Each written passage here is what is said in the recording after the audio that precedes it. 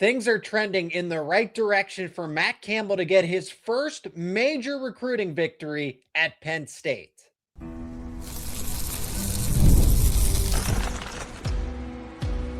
You are Locked On Nittany Lions, your daily podcast on the Penn State Nittany Lions. Part of the Locked On Podcast Network, your team every day. And ironically enough, this recruiting win could come in the form of a recommitment, maybe even multiple recommitments. You are locked on to Penn State football and Penn State football recruiting. As always, thank you so much for making Locked On Nittany Lions your first listen and watch every single day. My name is Zach Seyko, and I'm your host of the show, credentialed media member for both Penn State football and Penn State wrestling. Today's show is brought to you by Gametime.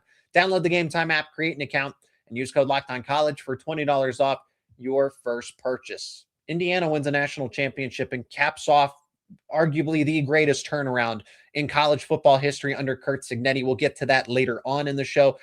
Matt Campbell, speaking of things trending in the right direction, has one of the top portal classes in all of college football, top 5 according to 24/7. We'll discuss that.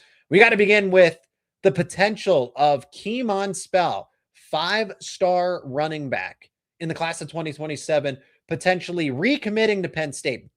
But that's not the only player that the Nittany Lions have reestablished a connection with. Plenty of, actually, a couple other players that were previously committed to Penn State. And we'll talk about why that is. Yes, first and foremost, Matt Campbell, but other factors that Penn State has going in their favor.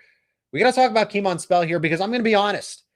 I'm a little surprised by this, that things are moving as quickly as they are. And it's not because, Penn State, they lost James Franklin. It's nothing like that. Hey, Penn State University is still, again, one of the top schools, one of the premier places to play college football. So the fact that they're re-involved in his commitment, in his recruitment, I should say, isn't shocking. It's that you're going up against Notre Dame, who has J1 Sider, who originally had that recruitment. It was a revolving door when it came to the running backs coach, and Penn State fires James Franklin, right? And if you're Kemon Spell, okay, I got to meet the new coaching staff. I got to see who the new running backs coach is going to be. So there's continuity, there's consistency at a lot of these other major players. But Penn State is now able to circle back around, and they put themselves in such a strong position with Spell's recruitment that Brian Doan, one of the lead recruiting experts over at 24/7, has put in a prediction for him to recommit to Penn State. Truly, massive doesn't even begin to describe if Matt Campbell and Penn State can pull this off, where they go from having Kemon Spell to, well, is it going to be Georgia and Notre Dame and J1 Sider, Penn State's former running backs coach, and Kemon Spell decommits from Penn State, and they fire James Franklin, to come all the way back around, and you have this player potentially be the headliner of the 2027 class.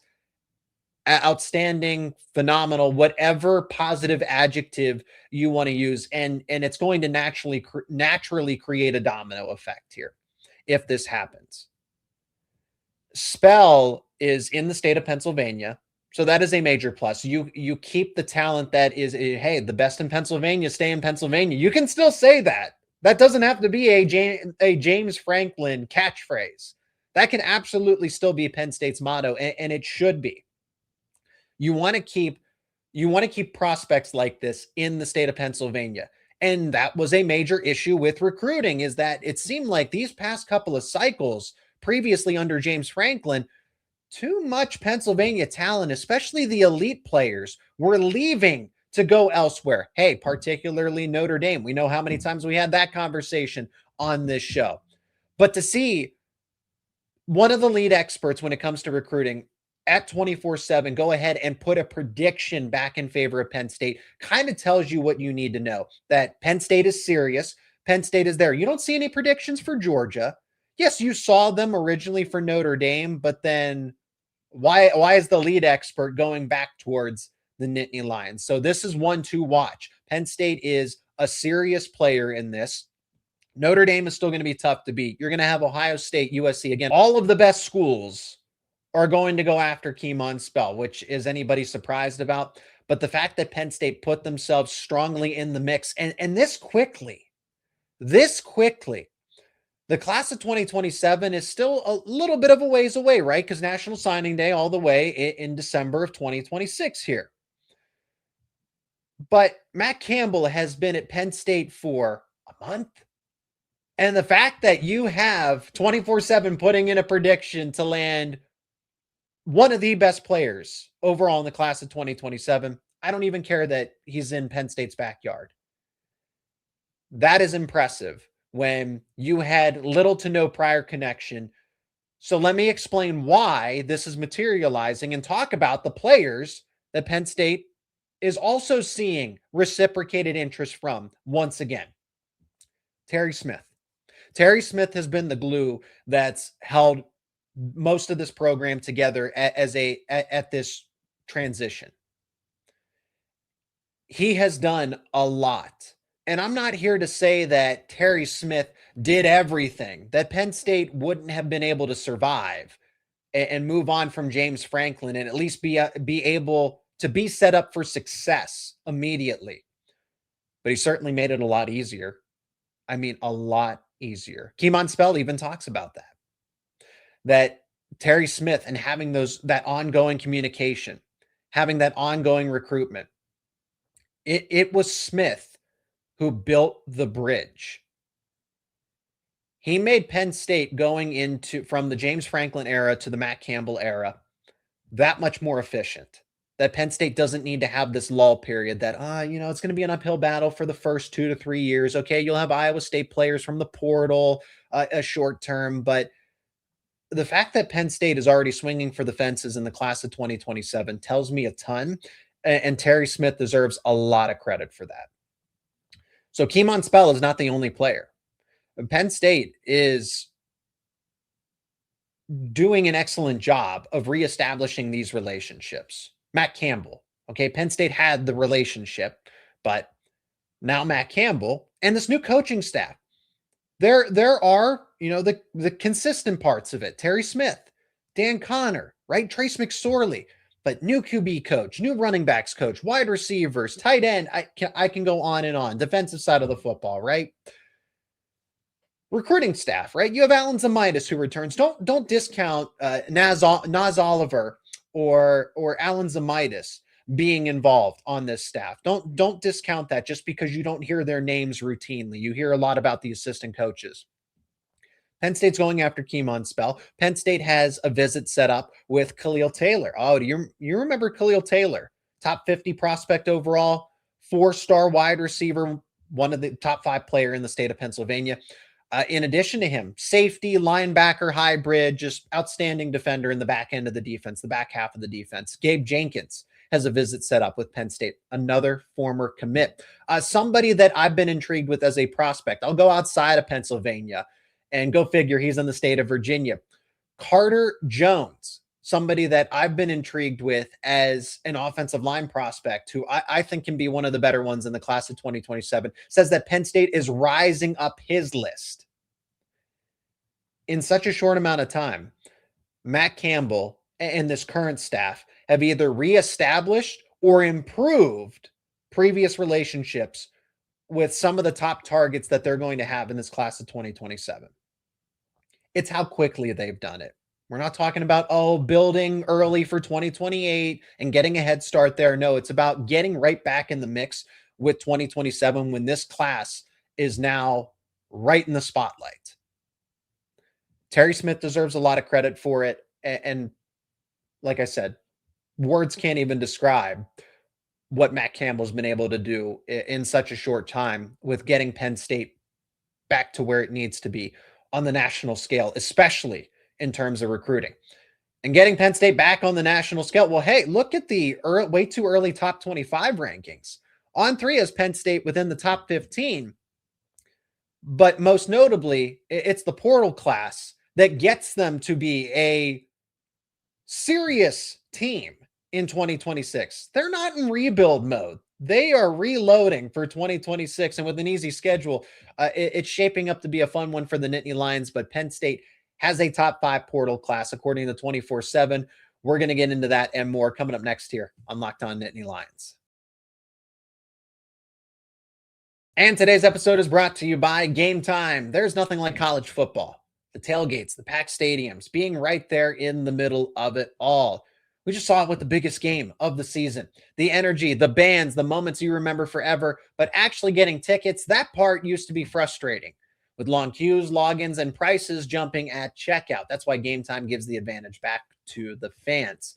It's the easiest way to unlock amazing college football tickets to any sporting event and experiences in just a few taps. You can open up the Gametime app and look at games for your favorite teams, sporting events that you want to attend, and you will be surprised how fast it is to find great seats. The app is incredibly easy to use. You can go from browsing to buying tickets in just minutes. And probably the best feature, you get to see your point of view ahead of time. Select your seats. You get to see your view from those seats. So you're not second guessing yourself. You know exactly what you're getting. Take the guesswork out of buying tickets to sporting events with Gametime. Download the Gametime app, create an account. Use code LOCKEDONCollege for $20 off your first purchase. Terms apply. Again, that is code LOCKEDONCOLLEGE for $20 off. Download the Gametime app today.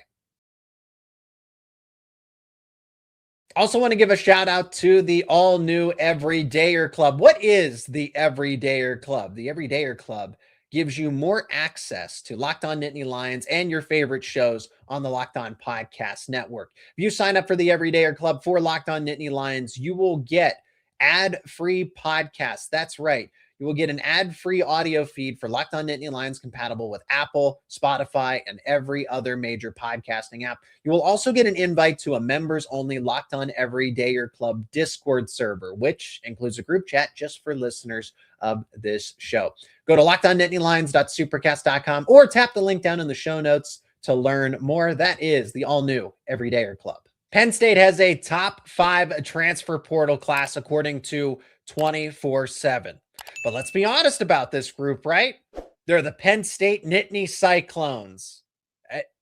It certainly helps that Penn State has, well, first of all, 36 total players, and that could be more. They could add more players. The portal's closed, but you can still recruit players that entered the portal in that window originally.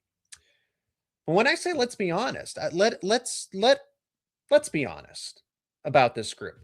No, Penn State's team in 2026 is not a mirror image of Iowa State. And I like this group a lot because you combine the best that Penn State had returning for next season, plus the best that Iowa State had from the previous season.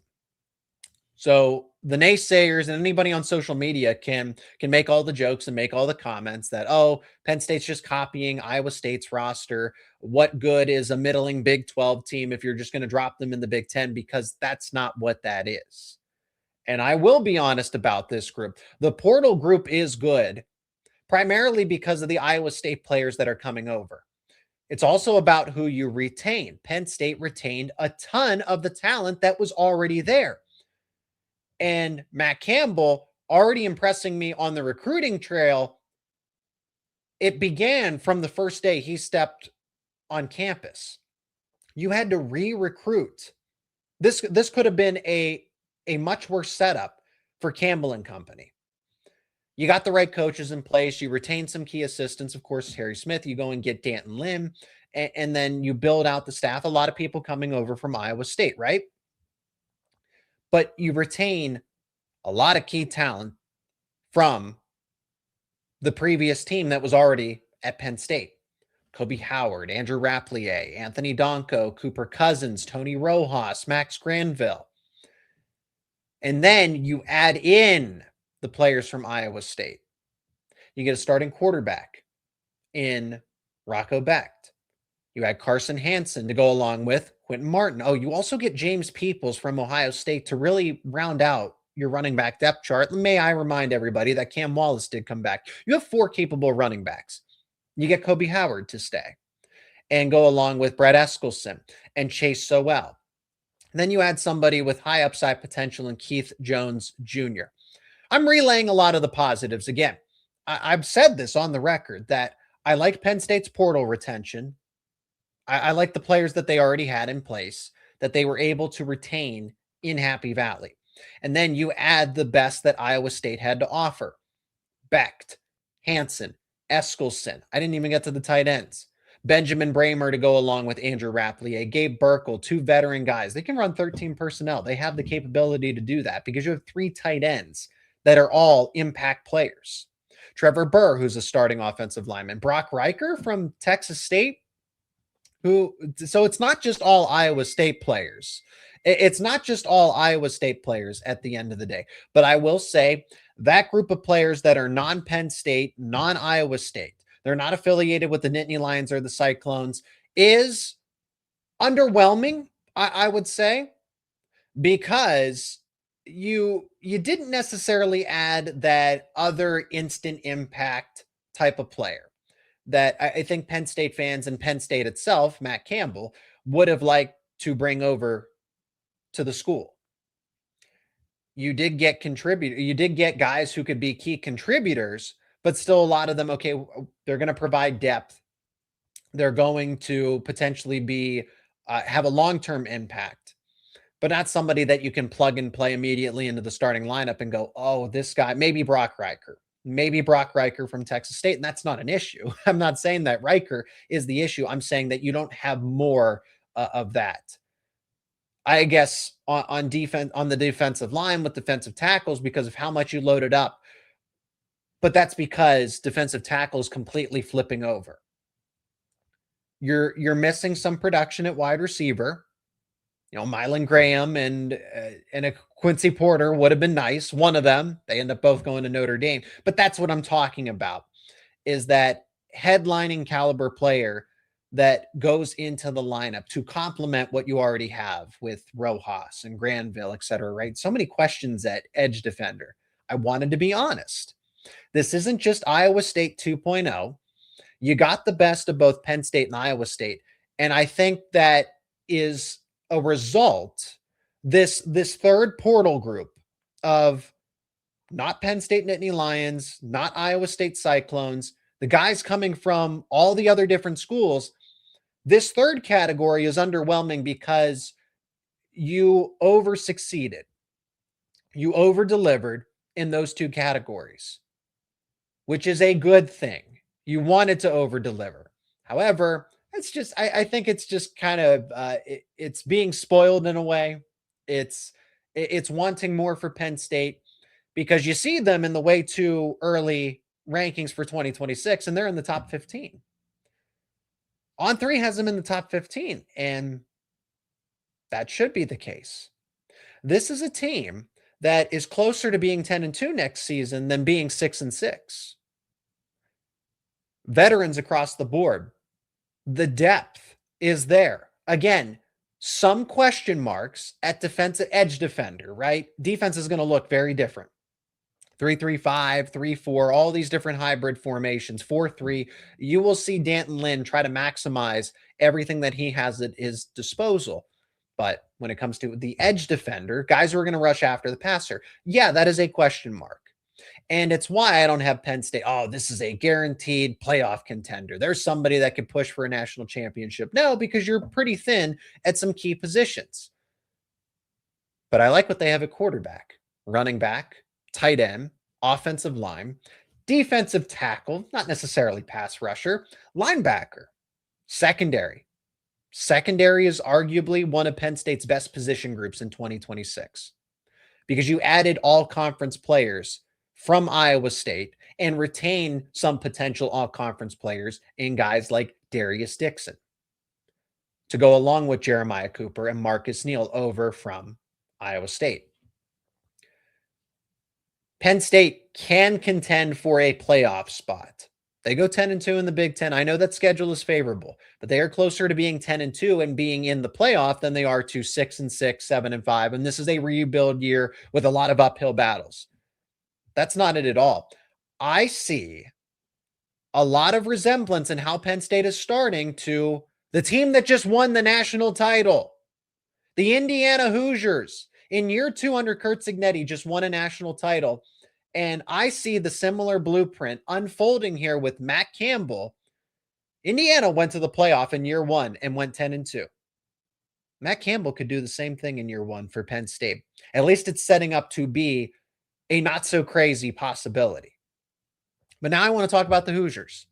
They won a national championship for the first time in program history.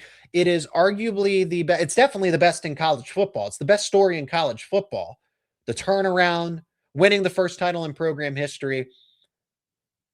But what does it mean for Penn State, the Big Ten, college football overall going forward? That is coming up next here on Locked On Nittany Lions.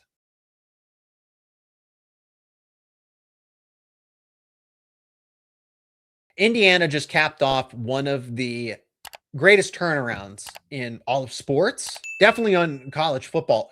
Historic what they did, winning the first national championship in program history, going undefeated when I think that maybe I won't say most people, but a decent amount of people thought that it was going to be tough in this landscape, including myself. You got a 12-team playoff. It's going to expand more. How many teams are going to go undefeated from here on out?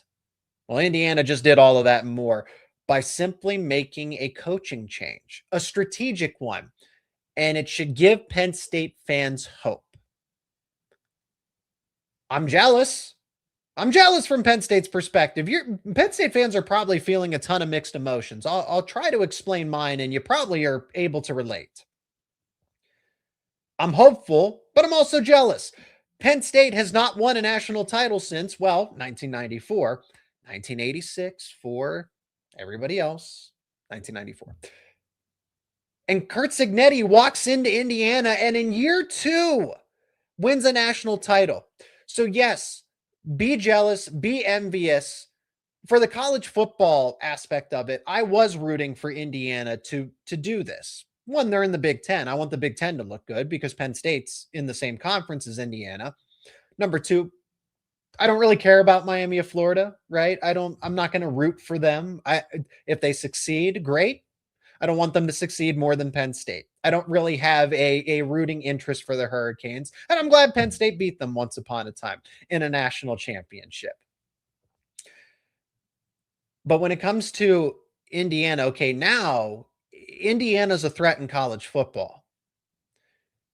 And that is good news for Penn State because it shows that if you make the right hire, it's the NIL era, portal era. Surely Indiana won't be a competitive school going forward. Now they're one of the faces of college football. Who would have thought 2 years ago from hiring a guy from James Madison who had limited experience at the Power 4 level? You have success at James Madison. You have success at lower levels of college football. You're an assistant you're a disciple of Nick Saban. There's a lot of appeal here, but surely this guy can't take Indiana, of all places, to a national championship. Oh, but he did. Winning cures a lot of things. Indiana has now alignment. They are one of the prominent brands in college football, and it shows in recruiting, transfer portal rankings, that Indiana's not going anywhere. They are here to stay. They made sure that Curt Cignetti was going to stick around. The Hoosiers will be a threat and will be relevant in the Big Ten for years to come until Curt Cignetti decides to retire.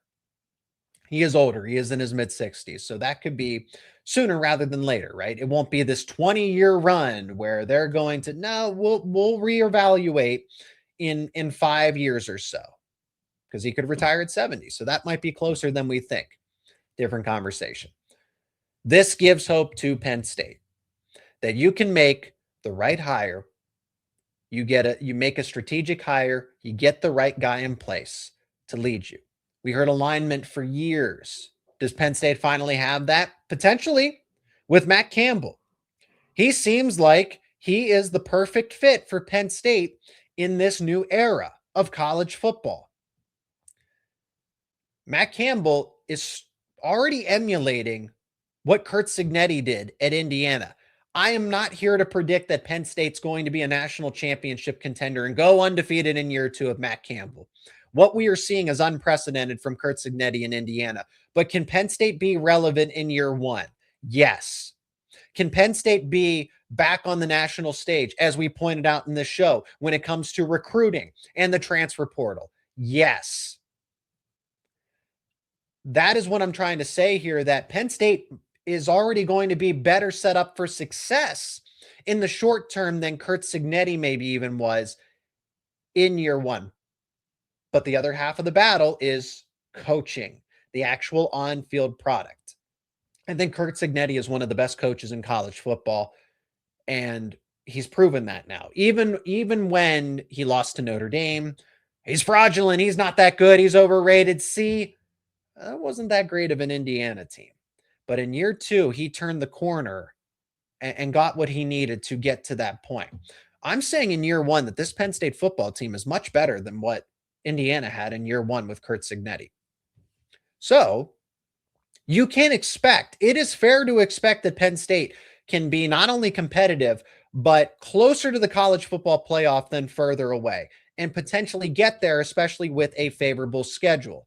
You should also hope that what it does, like for Curt Cignetti in Indiana, it creates a domino effect where winning cures everything, whether that's you get more donations for NIL, or it creates some more intrigue with prospects that you would have missed out on originally, or players that weren't necessarily interested in Penn State. Notice how there is all this interest. There's buzz in Curt Cignetti and playing for him and playing at Indiana because now they take it seriously.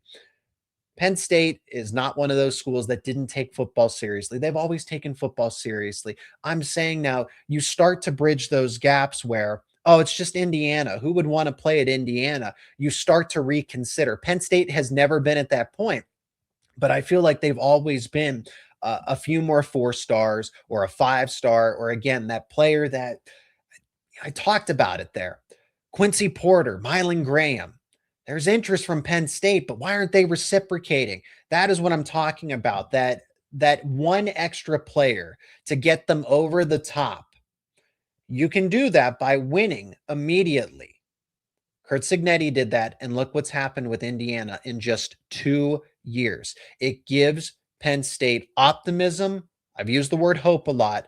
Promise that with a new foundation, a new vision, that Penn State doesn't have to go through a rebuild.